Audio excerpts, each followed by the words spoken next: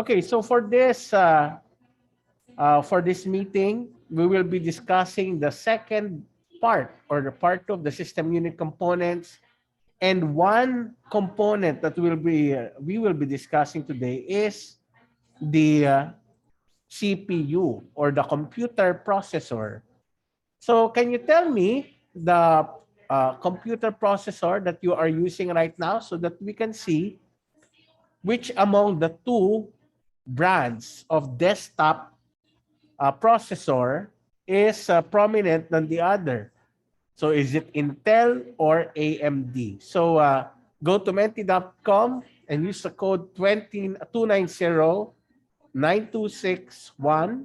Again, that's 2909261 so that you can enter your input. So right now, we only have Intel. We have two AMD and one Intel. So let us still wait for the other um, inputs. Now, if you're using a mobile device such as a tablet or a cell phone, unfortunately, they have different processors. So it's not Intel nor AMD. Probably it's Qualcomm or what other processor is that?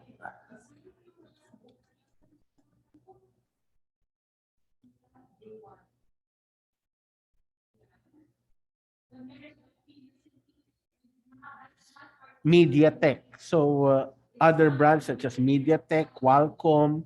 So those are the processors that can be found in mobile devices. However, since we will be creating a desktop package, we will be focusing more on Intel and AMD. Now, right now we have 11 versus 11 Intel versus 5 of AMD. But you are 31 students right now, so we still have almost half of the class is not yet has not yet casted their vote or option. So what about the others? So that's almost the half of it. 12 out of 5, 17. But as you can see, that is actually the trend. If you look, I've seen this also in the other sections. Most people are actually using Intel. AMD, since probably one reason that Intel is very established when it comes to uh, desktop computing. So they are uh, they have they are popular because of their commercial. So Intel inside, right? So those are the commercial for Intel. AMD naman, on the other hand, does not have those commercial status, or it's not as popular as Intel. Although Intel is more expensive than AMD. So let us now continue with our discussion. So let me just proceed with the CPU. So CPU, which is also the central processing unit of your computer. It is also called the computer processor or simply the processor. Now, the main function of this is that it processes and executes instructions and commands. So some actually consider CPU as the brain. It is the brain of your computer because it is the one who execute instruction, and it is the one who process instructions and commands. So basically, it's the one who has an intelligence. That is why the Intel brand came from the word intelligence, right? So kaya pala ang Intel tinawag ni Intel tinawag niya sa kanyang brand because it is creating an intelligence for the computer. Now, the CPU, if you look at your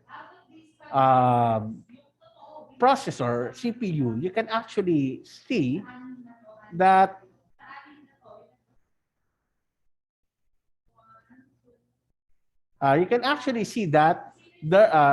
you can come up with the frequency. Like this one is 2.8 gigahertz. Okay? Tingnan natin dito sa kabila. It is not mentioned what megahertz this is. Pero the idea here is that when we talk about the frequency of your CPU, it talks about how many instructions can it process in a certain second. So when we say 2.8 gigahertz, it means that it can execute or process commands 2.8 billion instructions or commands per second. So as you can see, the higher the frequency means it can do more instructions in a second. If it can do more instructions in a second, then that means it's faster. Kaya nga ang CPU, it is one of the major contributory factors that will define the speed of your computer. Kasi ano ba yung mga pwedeng magpabilis ng computer? Unang-una, CPU. Pangalawa, the amount of RAM. The performance, basically, I'm talking about the overall performance. What else? If you're using SSD. What else? If you're using a graphics card. So basically, those factors will give you a boost in performance, but CPU really is the one that has the major shareholder when it comes to the speed of your computer. Kaya dito talaga, kung mag-iisip ka, or if you're planning to create a package, you have to start with the CPU. Ano ba ang CPU na kaya ng budget mo? So basically, you start with the CPU. Now also, as I've told you earlier, that in desktop computing, there are two major brands. So that is Intel and AMD. So if you're planning to do office work, or actually, I recommend Intel in online distance learning because you are multitasking. You are opening applications, many applications all at once. You are using Zoom. Ano pa yung mga naka-open right now? Chrome. What else? Your Office suite like Microsoft PowerPoint, Microsoft Excel. Okay. So basically, you are multitasking. So if you are doing multitasking, then go for Intel. It's really the most trusted brand when it comes to multitasking. But of course, it's more expensive. Now, AMD, on the other hand, if you're onto gaming and if you're planning to use, if you're not planning to do multitasking, really, so if you can also use or you can buy AMD, which is cheaper. Okay, so if you're not doing any heavy load, go for AMD. But if you really plan to have to do multitasking in heavy applications or memory or resource intensive applications, then go for Intel. Now, if you're talking about hierarchy, for example, if you have to buy a processor, you have to know about the hierarchy. Mula sa pinakamabagal hanggang sa pinakamabilis.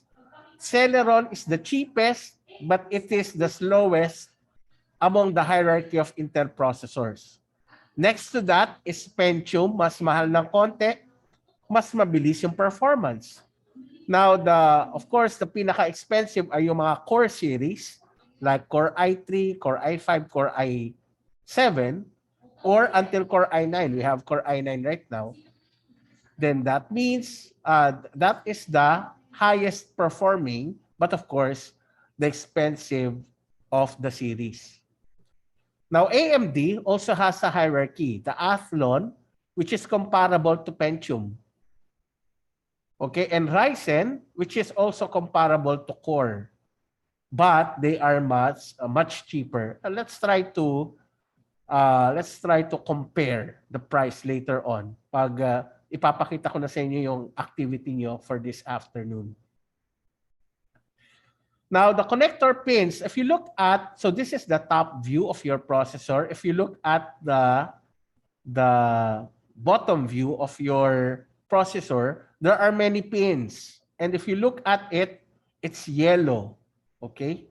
Hindi dahil si SpongeBob ay hinawakan ni SpongeBob ito at naging yellow, but they are gold-plated. They are gold-plated. Why do you think it is gold-plated? Now, it has to do something about its electrical properties. Now, the reason, one of the electrical properties of gold is that it is highly conductive. Highly conductive. Ibig sabihin, napakadaling mag-travel ng electricity sa mga gold, sa gold.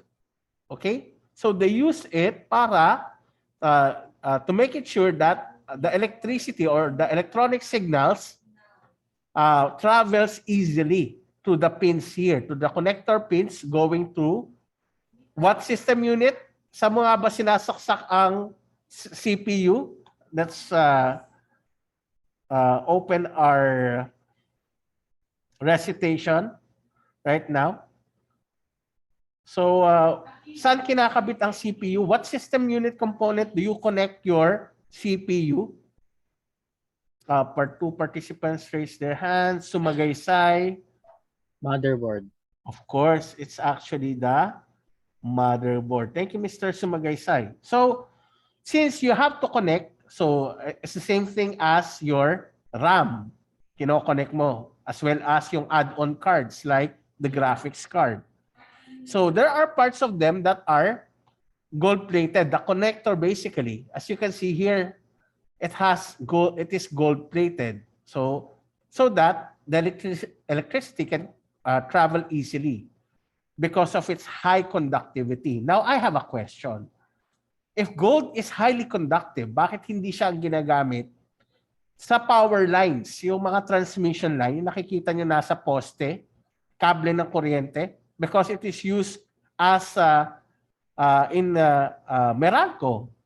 So bakit copper ang ginagamit? Pero bakit hindi gold ang ginagamit? So may nagtatas. Susoliano? Because gold is expensive. Very good. So basically, that is a very good ni Susoliano. I think without even thinking, pero I want you to think kasi. So this is how a discussion works. I want you to think, not only listen. I don't want you to be entertained. I don't want you to watch an informative show.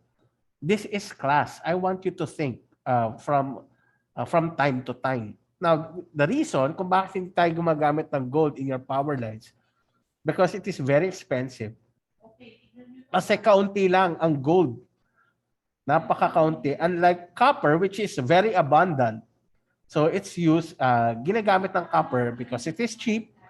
Kung bakit siya cheap, it is abundant in nature. Yung gold, kaya hindi siya, mahal siya. Usually yung mga mahal kasi, o mataas ang value, yung mga konti lang, hindi mo siya makikita. Mahirap hanapin. Okay, like diamond, mahal siya kasi ang hirap hanapin. O kaya kaunti lang yung resources, like oil. Pakaunti ng pakaunti yung oil, kaya pataas ng presyo. Now, another thing, kung bakit ginagamit natin ang gold, because of its one of its property is the same as kung bakit natin siya sinusuot. Bakit ba natin sinusuot ang gold? Bakit hindi natin suotin ang copper? Shiny rin naman ang copper, di ba?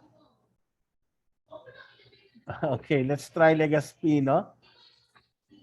Kasi sir, matibay po yung gold kaysa copper.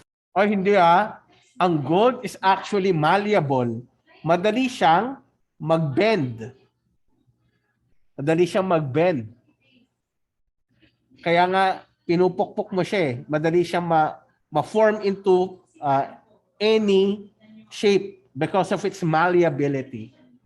Ortalis, Pure gold shows its value in the copper's cheap when you use it.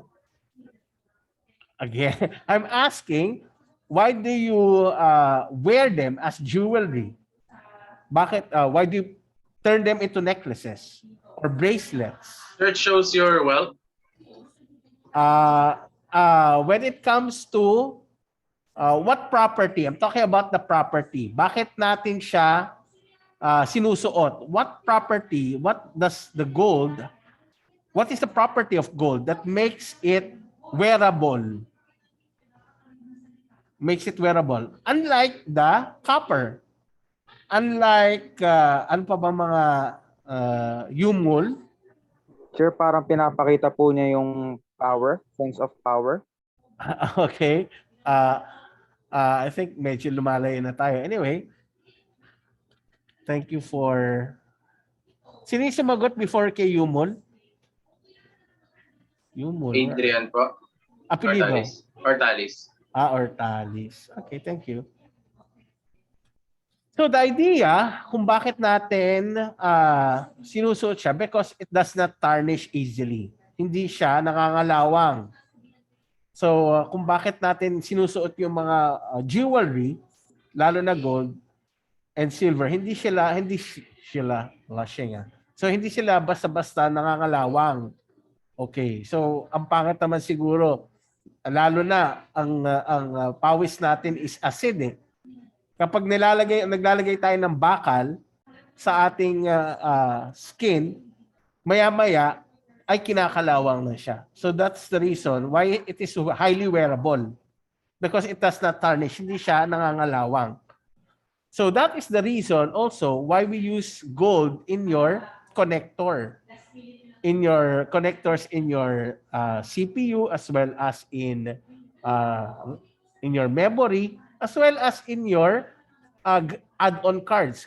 So makikita niya the gold part is the gold-plated connector. Okay? It's highly conductive electrically and it does not tarnish easily because we want the signals, electronic signals to travel easily. Kapag may tarnish, kapag kinalawang, hindi nakaka-travel yung electronic signals. Now, also, what else? So, if you are upgrading, you have to check if this is compatible with your motherboard. Later on, tuturuan ko kung paano nyo makita if a certain motherboard is compatible with your CPU or vice versa. Ano ang motherboard na kailangan sa isang processor na bibilhin mo? Because it should always start with the processor in mind. Gaano ba kabilis? Gusto mo a fast PC? You start with the processor. Tapos doon ka na magbi-build ng mga components around it. Now, the reason we need to use CPU fan and heatsink because since CPUs are using power in processing information, as it uses power, it also produces heat. Yun ang sabi ng physics, right? You have energy transformation. So you have from electrical energy, it can turn into heat energy. So if you don't have a CPU fan or a heatsink, your CPU can reach over 100 degrees Celsius. And kapag hindi mo naagapan yan, masisira na ang inyong CPU. That's why heatsinks are metal alloy plates. That if you touch this one, it's very cold. The heat sinks can absorb heat. Then what the fan does is to let the air pass through those heat sink and nilalabas niya. Kaya nga dapat sa inyong system unit, so if we go back to your system unit at the start, so dapat sa system unit nyo may papasok na hangin at saka papalabas. So dapat minimum of 2 system unit fans para yung isa ay nagpapapasok ng hangin at yung isa nagpapalabas ng hangin. Nagpapapasok ng hangin para yung cold air pumasok and naglalabas ng hangin para yung hot air lumabas.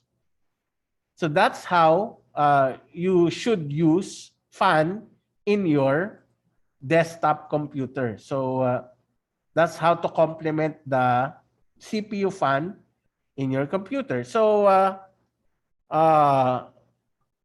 moving forward, you have a random access memory or the RAM, or basically the memory modules. Now, this is the storage area for applications or software. Now, let me have a brief review. Ano pa ba yung ibang storage area for data or information in your computer? So may nagtaas ng kamay si Rosario.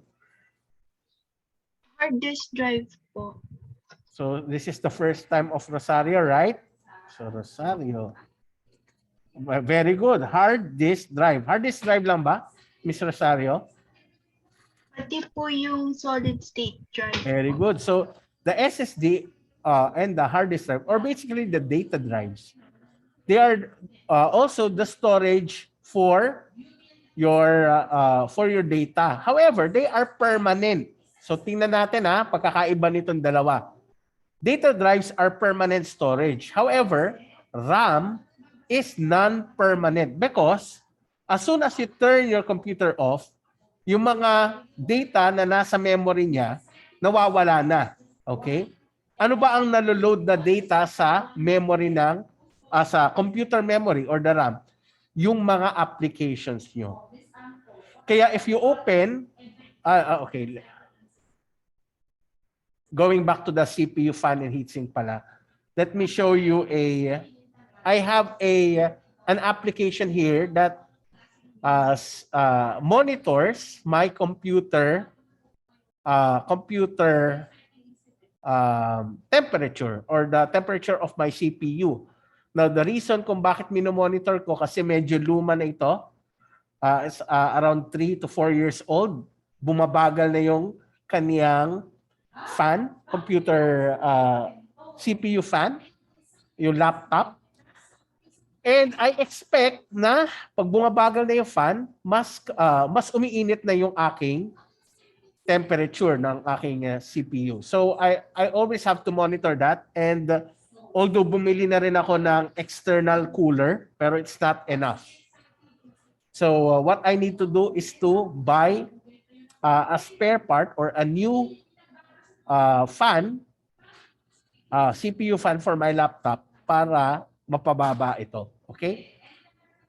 Now, dito sa random access memory, you actually have an application called the Task Manager. Let me open that Task Manager and let me open the magnifier app.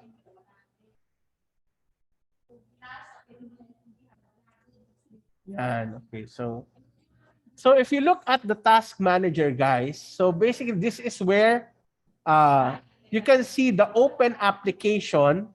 Kapag nag-open ka ng application, makikita mo dito. So I have opened this one. Now, kapag paano kung masyado ng maraming application ang nakabukas sa inyong computer or even in your cellphone na lang or mobile devices? Ano kayang mangyayari? Have you tried that already? Masyado ng maraming nakabukas na application sa inyong device o kaya computer? Ano kaya napapansin nyo nangyari? Enano. Si Enano. Naglalag. Very good. Si Miss Enano. Miss Enano, parang wala ka pa yatang gano'n, no? Nag-quiz ka na ba last time? Opo. Okay, sige. Sorry. So, naglalag siya. The reason is, kulang ang memory mo sa mga application na binubuksan mo. So, you have to close. So, as much as possible, even in your devices, you have to close. If you're not using a certain application, you end it. Or yung iba, para sa ibang Android device, may tinatawag na freezer o dinidisable mo yung application para hindi siya masama sa memory. So basically, I'm not using what am I not using right now? So ito si remote desktop, di ko siya ginagamit. So yun. So you have to close applications para hindi ka mag-lag. So you have to monitor as well. Also, in your computer, meron ding performance. Let me see. In more details, you can actually see the performance of your memory. So as right now, I'm using 6.4 out of my 8 gig. Pero out of that 8 gig, 7.9 na yung gumagana. So ito yung dami ng this is my CPU, this is the memory that I am using. Pag nagsarado ako ng isang application, bababa yan. So let's try to do that. Tingnan nga natin. Okay, nagsarado ako. Bumaba ka please. What else? Ato, sige.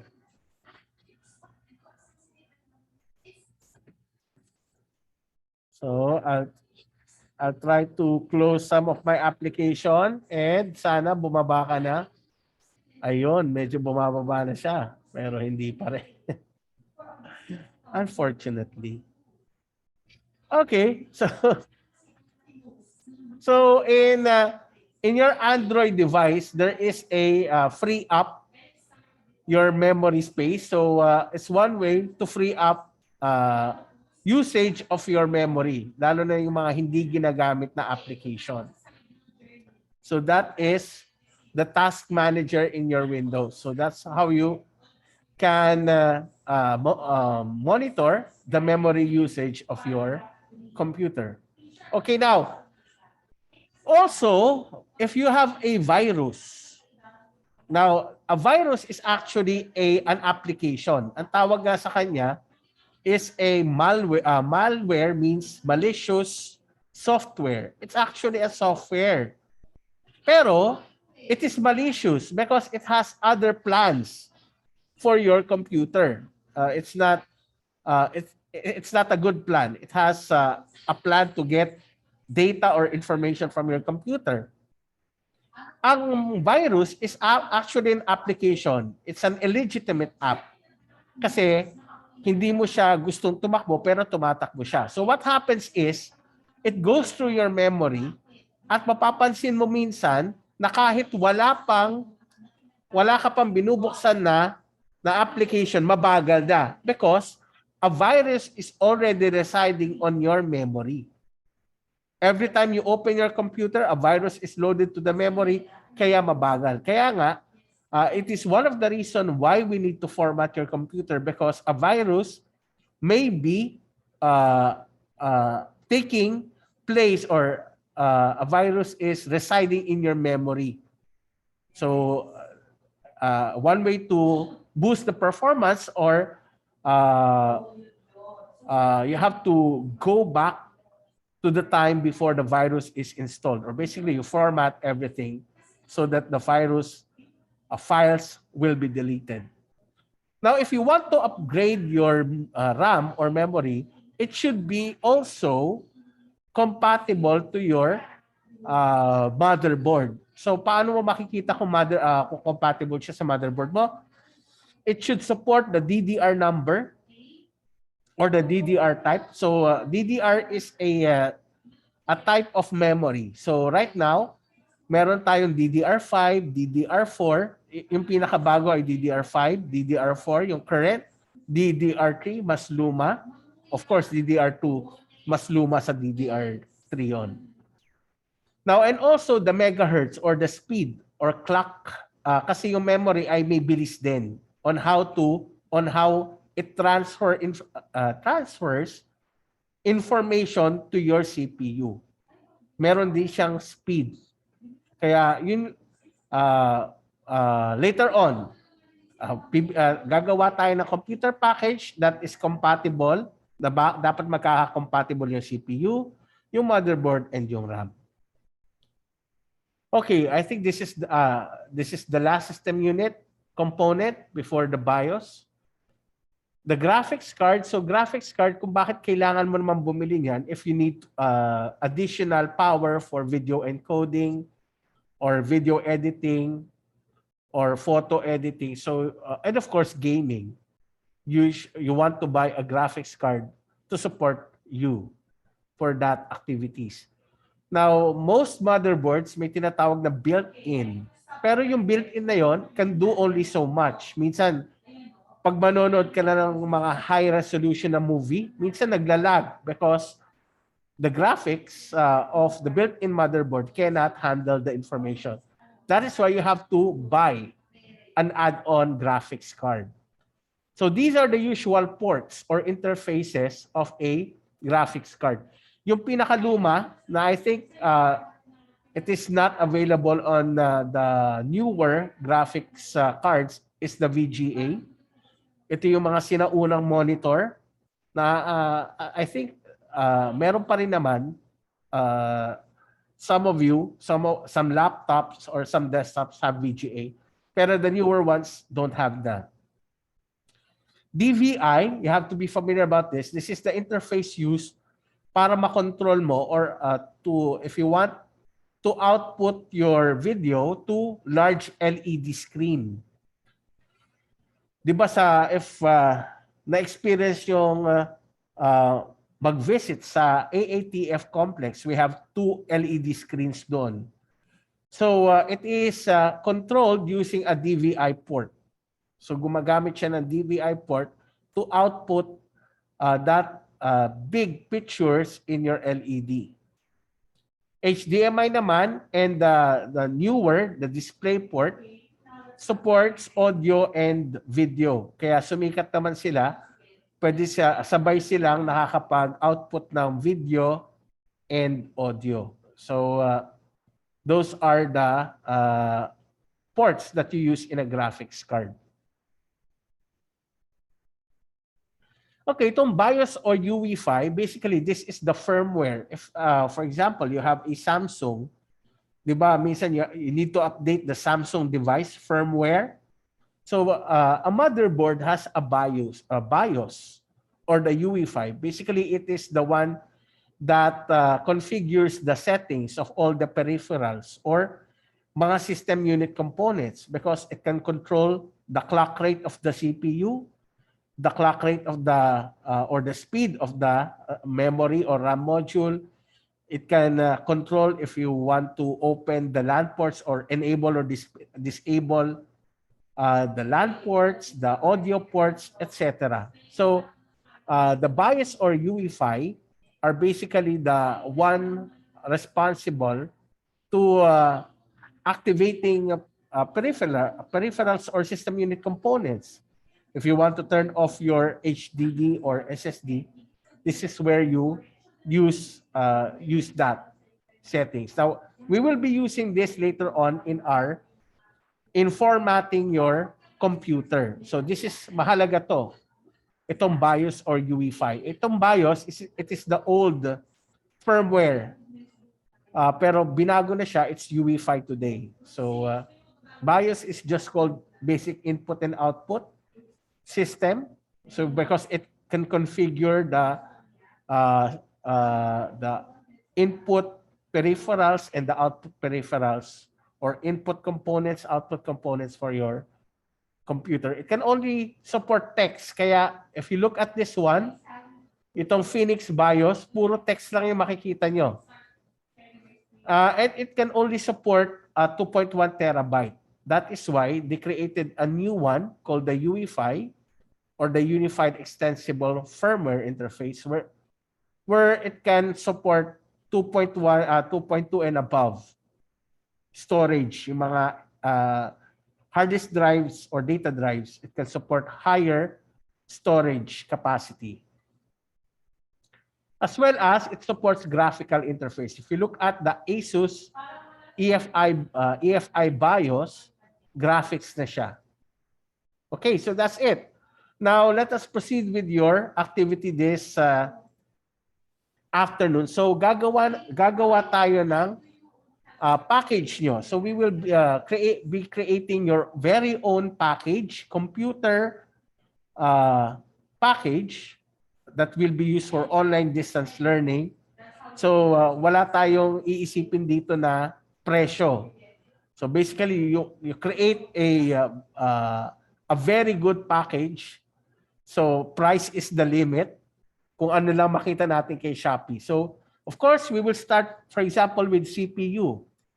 Katulad na nasabi ko sa inyo, let's start with the CPU because it is we need to find the compatible parts for your CPU, the motherboard and the RAM. They should be compatible to each other. So for example, we will be using Intel for your brand. Hanap tayo ng Intel na brand for your CPU. So let's try to find Intel Core i7. Core i7. Now, for Intel Core series, meron tinatawag na generation. You can actually see it in their model number. For example, here, Intel Core i3 530. Yung first number tells us or suggests us the generation. It's 5th generation. i5 750. It's 7th generation. So suppose I want yung pinakabago, i7 9th generation. So let us look at Core i7 9th generation. This is 10th generation. Wala. Hanapin na lang natin i7 para mas madali maghanap.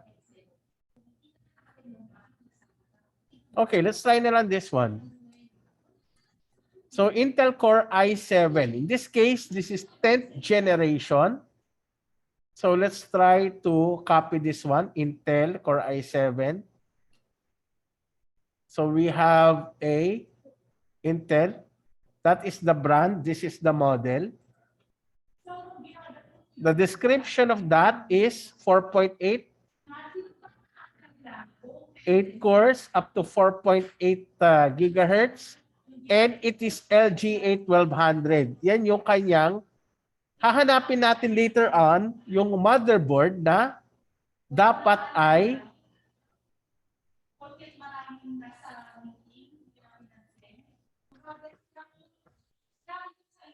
okay, so we will try to find a motherboard that is compatible with LGA 1200 na Core i7. So let me just complete this one. The price is 15,000. So as you can see, ang isa sa pinakamahal na part sa inyong desktop computer is the processor itself. What else? So the link. Lastly, you have to get the link. Yan. Okay. Now let us proceed with the next motherboard. So we will try to find a motherboard that is compatible with your Core i7 that is LGA 1200. So let us try to look for LGA 1200. So there you go. So MSI, ayoko nito. Iba naman. Let's try to find Asus then. Asus, sorry. From the word Pegasus, Asus. So so if you can see here, it's LGA 1200. So that means this is compatible with my Core i7 here. So I would like to buy this one. Let me just get the price. Asus. I'm an Asus fan. I'm using an Asus laptop right now. So it's Asus Prime. Yan. So that's it. That's the model and this is the description. Actually, you have marami pang description dyan. So ito. Yeah. Okay. So we will be using this later on. Ito. PCIe. Ito naman ay gagamitin natin for our graphics card. Si PCIe 4.0.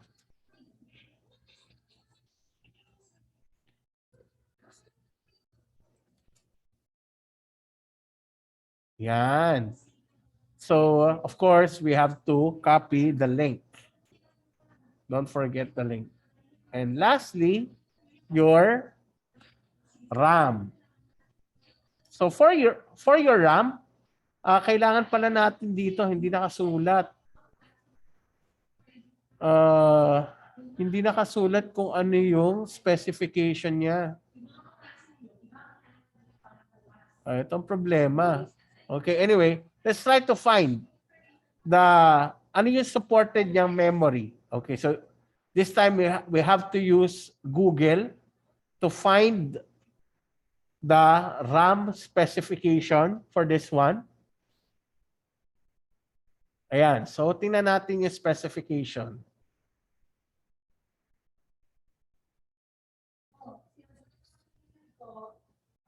Okay, so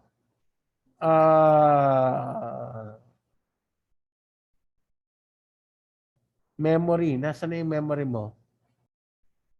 Specification. Okay, so tingnan natin ito. So as you can see here, you can check kung ano yung kaya niya na memory. So you will be using Google to check kung ano yung pwedeng memory na pwedeng ipasok sa kanya. Actually, if you look at the CPU as well, kaya niyang isupport hanggang 11th generation. Okay? So sa ating binili earlier, 10th generation lang. So okay yan. As well as dapat ay nasa ka? Okay, there you go. So dapat ay of course it's LG 1200. Nakalagay ba LG 1200 dyan? LGA 12.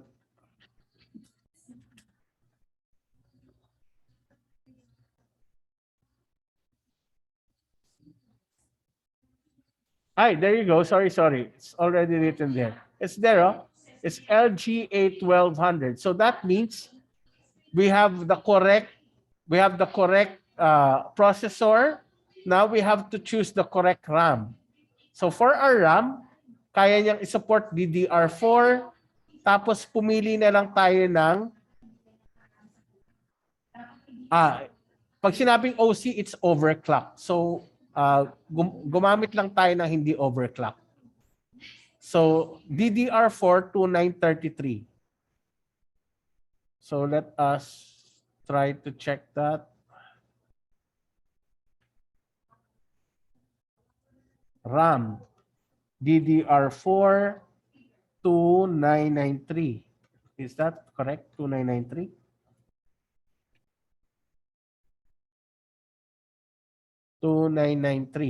Sorry, 2933. 2933 megahertz. So there you go. So you have Kingston here na pwede kang mamili. 2933. Meron ka ba 2933? Walang 2933. Hanap na lang tayo ng iba. 3,000. 3,000. 3,000. Wala. 2,800. Hanap tayo ng 2,800.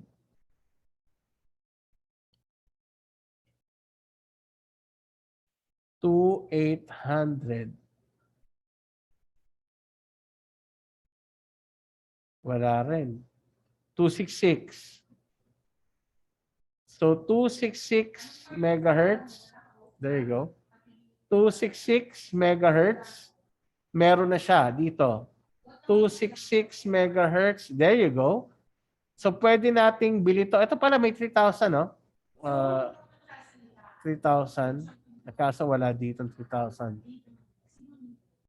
So, ang pwede lang natin ay ito. 266 megahertz na 8 gig or 16 gigabytes. Ito na lang kukunin ko. So, Kingston.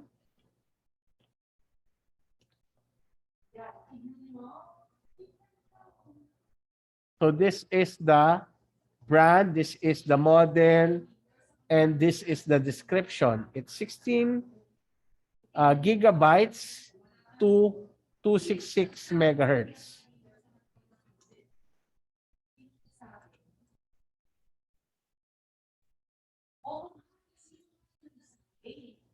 So 16 gig, 266, 2666 megahertz. And finally, the price and the link.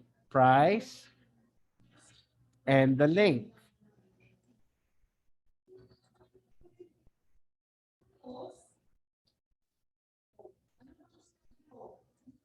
So finally, you have to complete everything. So ito yung pinakamahalagang tatlo. Yung dito kayo magsisimula ng lahat ng package nyo. So CPU, motherboard, RAM. You can now proceed with SSD. If you want a hybrid data drive, magbumili tayo na separate hard disk drive, system unit casing, system unit casing, or computer casing. Now, for the computer casing, pag bumili ka ng computer casing, usually kasama na yung power supply. So let us look at that. Computer casing. There you go. So you have your computer casing with you. So if you look at your computer casing here, meron na siyang kasamang, there you go, the power supply. So ibig sabihin, we can, tapos, depende na lang kung anong gusto mong design. Okay, so it's either na walang ilaw, may RGB sa harapan, or it's white. So I like the black better. So in-play light with PSU or the power supply unit with 700 watts.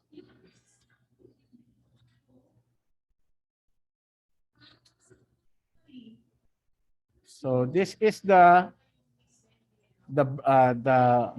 brand, the model, and the description. Okay, meron na siyang kasamang PSU. And how much is that? It's 1,077. And of course, the link.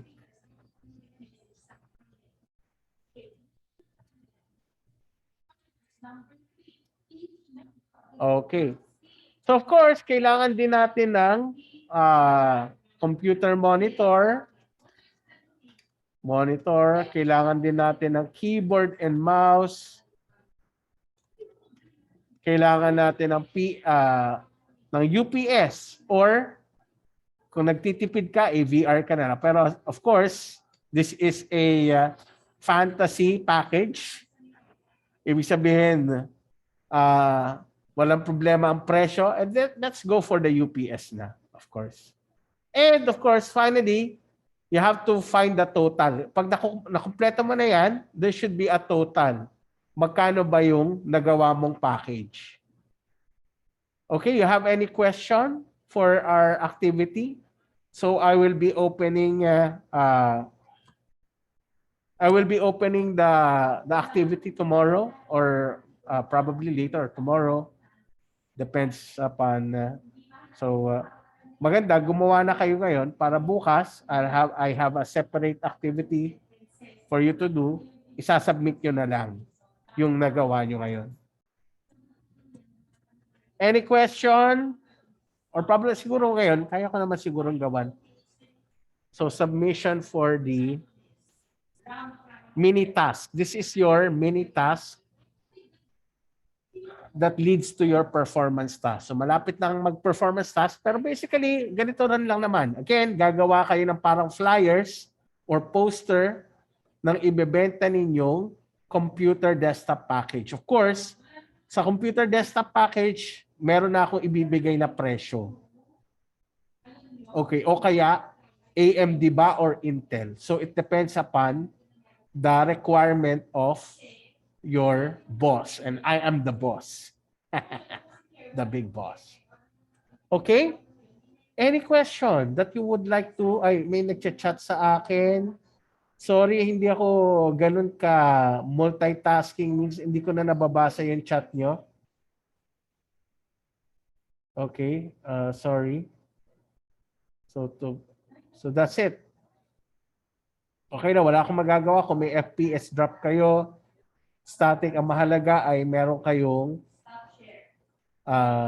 that you are with me in the discussion. So if there's no more question, let me just stop sharing this one. Okay, so thank you and good day. Let me stop the record. Where are you?